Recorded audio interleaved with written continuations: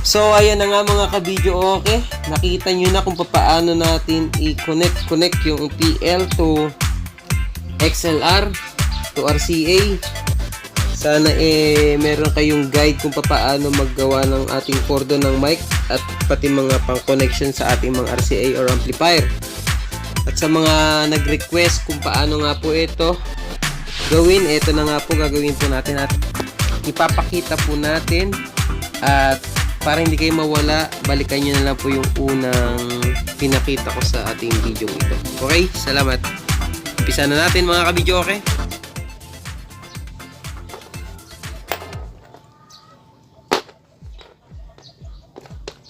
Okay mga ka-video, okay, sa paglalagay ng ating RCA to XLR, ito po siya, hindi na po natin tinanggal yung ating RCA. Papakita ko na lang po yung ating wire sa loob. Pasok muna natin yung ating lock ng ating XLR. Ito po yung XLR natin, babae, female kung tawag. Ito po yung laman ng ating wire. Meron siyang 3 wire or 3-way siya. Sabihin 3-way, meron siyang 3 wire sa loob. Hindi po siya mono. Ayan. Meron tayong ground, white at red. So, ito yung ating RCA. Kung mapapansin nyo, yung white nakalagay sa ating, ayan, nasa dulo. Tip kung tawagin. Ayan siya. Siya yung pinaka-positive natin. At yung ating red ay kasama ng ating ground. Ayan siya. Magkasama yung ating red at ground. So, ibig sabihin, pagsasamahin natin yung ating red at ground sa ground. Okay, balatan natin yung ating white. Ang ating positive dito is yung white.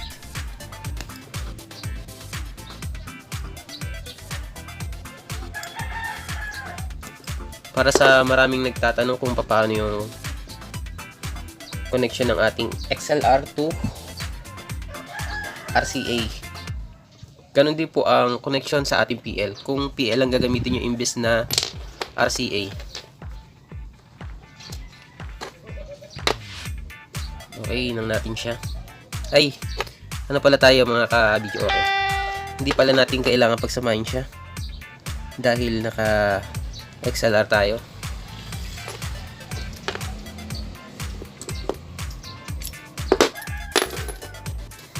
Hinangan muna natin yung ating XLR.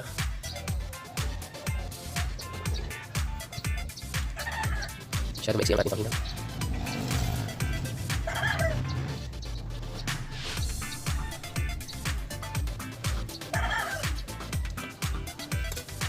So, nakita nyo na yung sa hinanap sa ano. Makita nyo sa gilid kung ano yung wire natin kung saan i-connect. Ito ang ating number 2. Ito yung ilalagay natin sa ating number 2. Siya yung pinaka-positive natin. Ayan siya. Ito. Yun yung ating ground. At yung ating ground na itong hubad na wire, ilalagay natin sa number 1. At itong kulay red, ilalagay natin sa 3. Okay?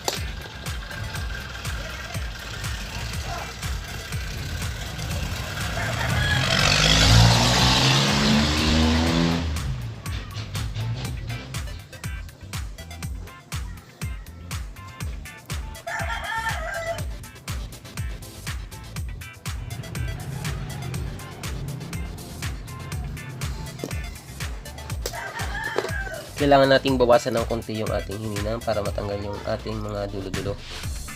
Kasi pag di nyo binawasan yan, may mga tira-tirang maliliit na hila. Ayan.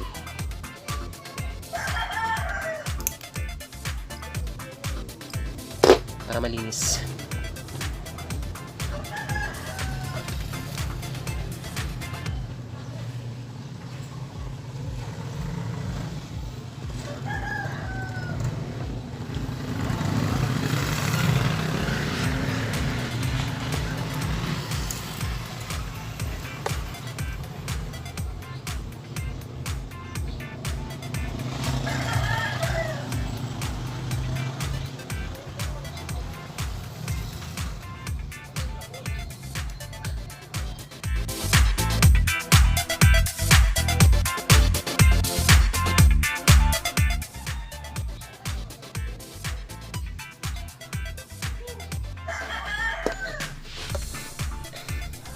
So ayan na nga. Yung white natin nasa number 2. Yung ating red nasa 3. Yung ating ground nasa 1. Sa RCA natin,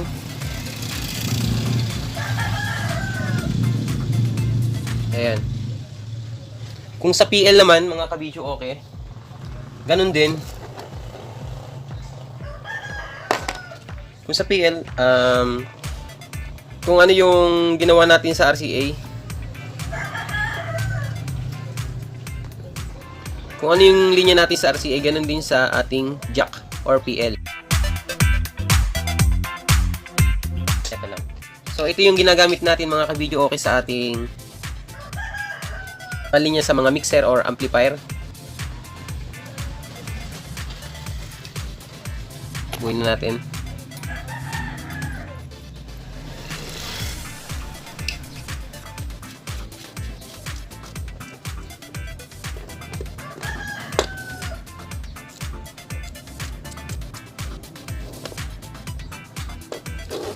Ito yung sinasaksak natin sa, minsan ito mixer to amplifier or mixer to equalizer.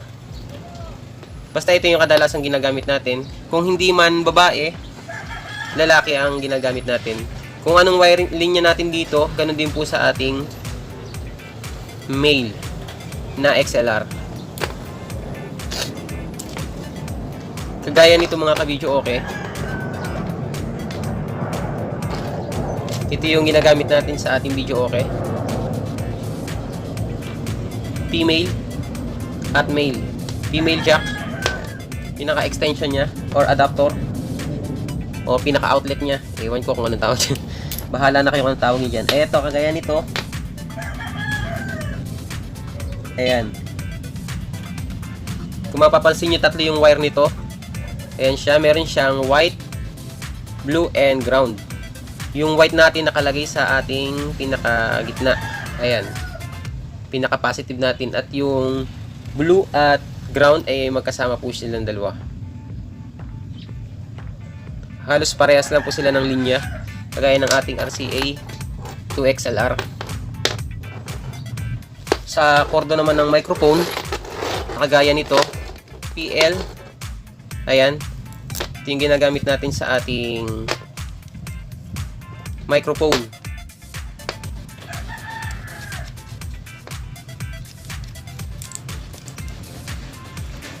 Ayan siya. Yung white nasa gitna or positive natin. Three-way din po siya, yung blue niya. Yung kulay blue, bali blue at saka yung ground ang ating wire dito. Pinagsasama natin yung ating blue and ground. Ito yung kanyang XLR sa ating microphone.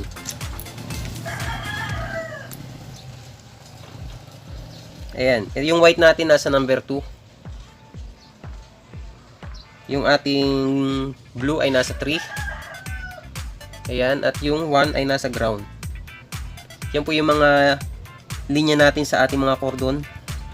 Para sa mga nagtatanong, yan lang po ang ating ginagawang wire. Kung mapapansin nyo, meron akong magic tape dito. Ito yung aking panali sa ating cord microphone. Imbis na itali ko yung ating cordon ng mic, nilalagyan ko siya ng magic tape. Ayan. Para pinakatali niya at hindi mabuhol. Okay, sa XLR to XLR naman po.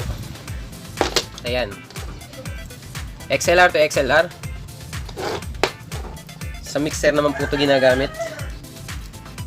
Ito rin yung ginagamit ko sa ating video, okay.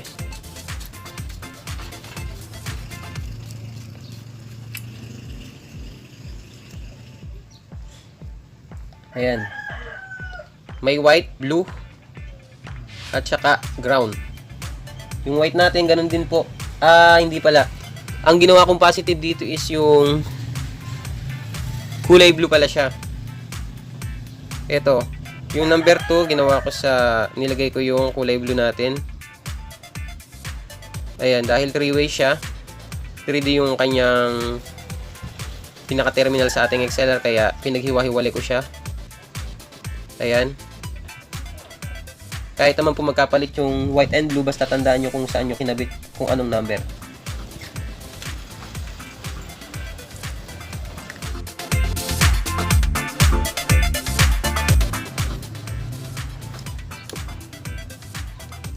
minsan sa ating wire, hindi nyo alam, sa sobrang higpit ng ganito, etong lock natin, kadalasan na experience ko yan, no?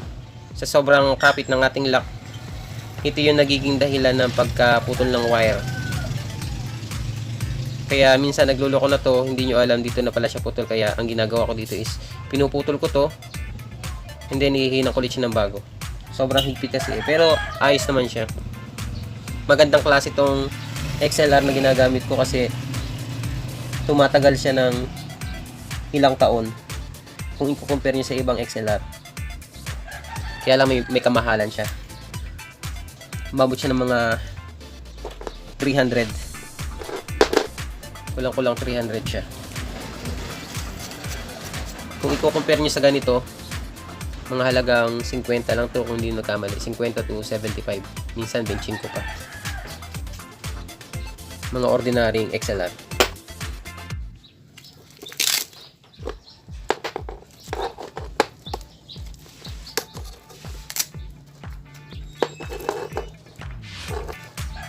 Okay mga ka-video, okay, samahan nyo ako, magbuo ulit tayo ng ating bagong cordon sa ating video, okay? Ang brand dito is Quantum.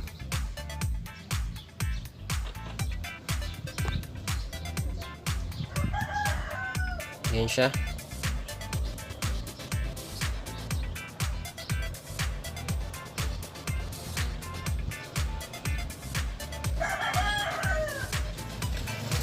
Low noise. Ang kuha ko rito mga ka-video, okay, 60 pesos per yard. At itong ating XLR male and female, rockstone siya, 100 pesos isang pares. Mag-asawa na po siya. Medyo mumurahin siya, pwede na rin pagtsagaan, pero magandang klase siya. Mumurahing magandang klase.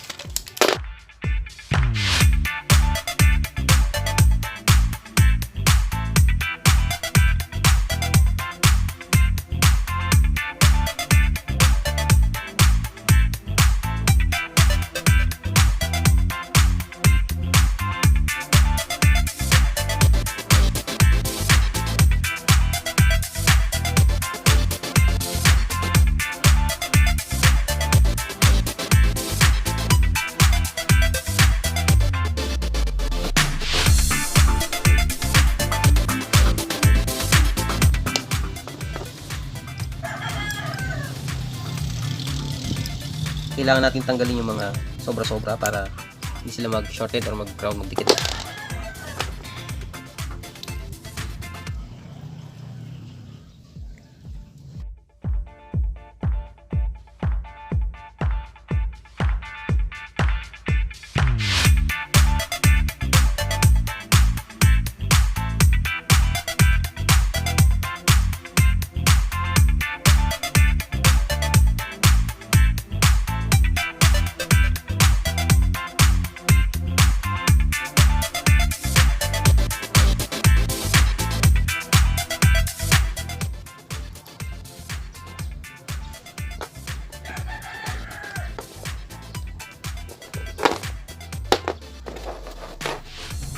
So ayan na nga mga ka-video, okay, sana may napulot kayong technique sa ating pag-wire ng ating mga XLR at mga RCA. Sana ay nakatulong ang video ito sa ating mga ka-sounds at mga ka-addicts sa video, okay. At sa mga hindi pa po nagsasubscribe dyan, subscribe na po kayo and notification bell para lagi kayong updated sa aking mga ginagawang video at mga gagawin pang mga video. At paki-like na rin po and comment kung may katanungan kayo or suggestion sa ating mga gusto nyong i-vlog. At maraming salamat at hanggang sa muli, and God bless. Abangan nyo po pala yung aking bibiling microphone na SM58 sa susunod na mga video, baka i-upload ko, kaya abangan nyo po yung ating magandang klaseng microphone pero hindi magandang gamitin sa ating video, okay, or iparent dahil maganda rin ang kanyang presyo.